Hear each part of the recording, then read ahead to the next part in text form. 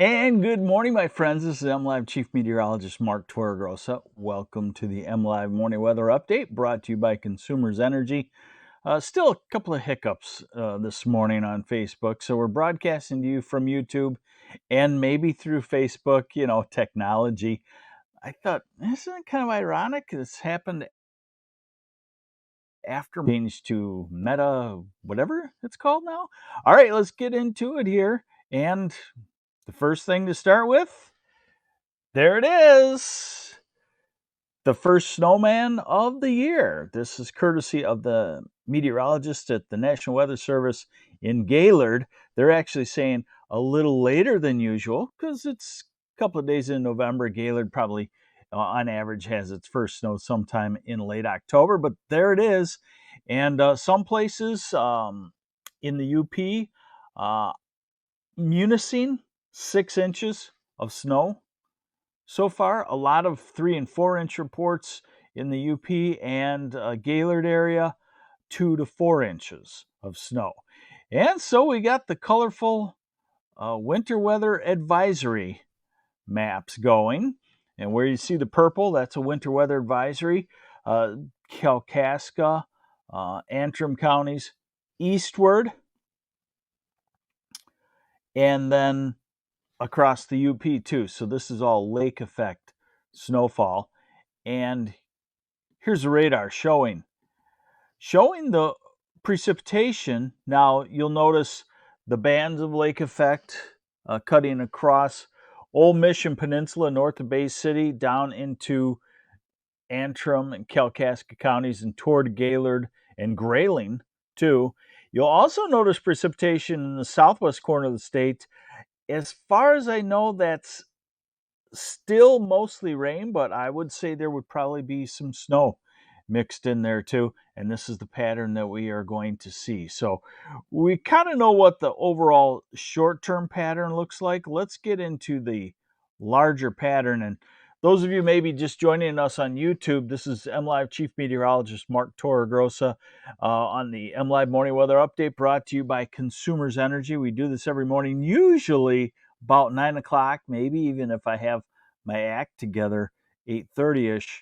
And we usually do it on Facebook, but right now we're doing it on YouTube just because of probably what would be a temporary glitch. They do an upgrade and then something doesn't work on another end. Kind of like when they shift the bread and the cereal aisle and you just know where the store is, and then they come in one night and switch everything. All right, so here is the model that we like that shows the overall big picture. So this is today, and we're going to be into this northwesterly cold flow, and that's clouds, spurts of rain showers, and spurts of snow showers anywhere in Michigan type pattern.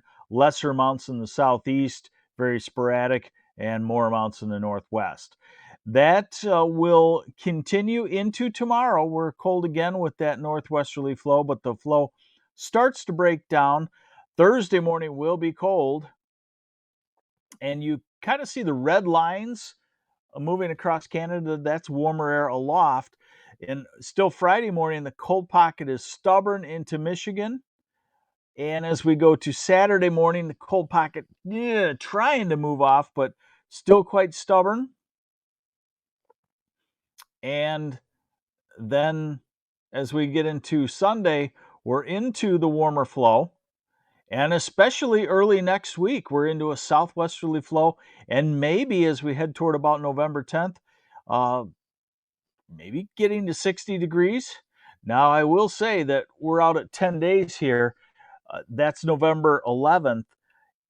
And, there's a cold pocket up there. So I will say that I don't think winter's going to wait forever this year and quite a storm system forming, but that's 10 days out. So we'll worry about that when the time comes. All right, so first worry is how cold are you going to be, or the kids going to be in the afternoons and mornings. So these are the high temperatures today. We're looking at only highs in the low to mid 40s, upper 30s in the north, mid 30s across western UP. And then Wednesday, we're looking at high temperatures in the low 40s, we'd call it. Thursday, low 40s in most places.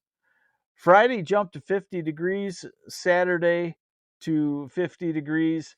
Sunday to approach 60 degrees. And Monday, upper 50s in many places.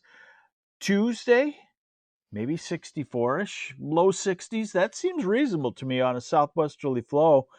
Grand Rapids, maybe in the low 60s, and Kalamazoo, and Battle Creek, and Lansing, and Ann Arbor, and maybe even Saginaw Bay City area. Wednesday, around 60 degrees.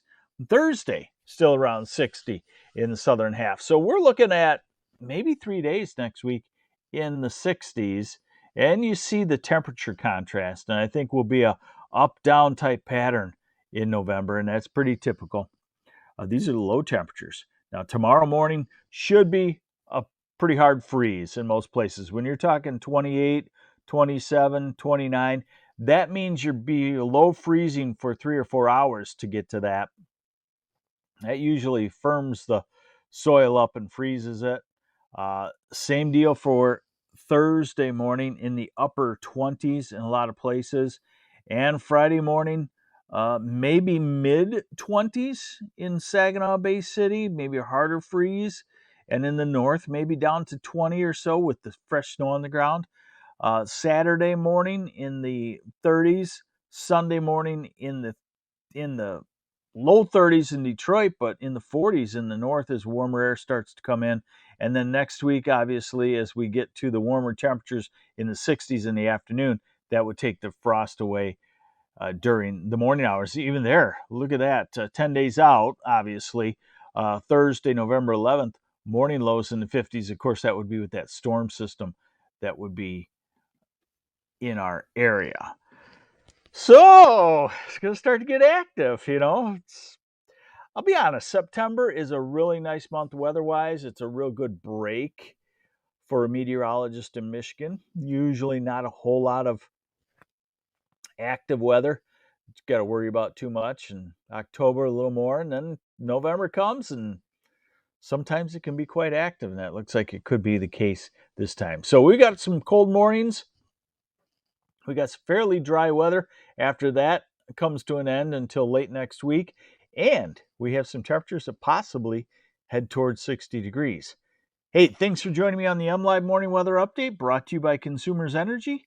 I'm MLive Chief Meteorologist Mark Torregrossa. Take care.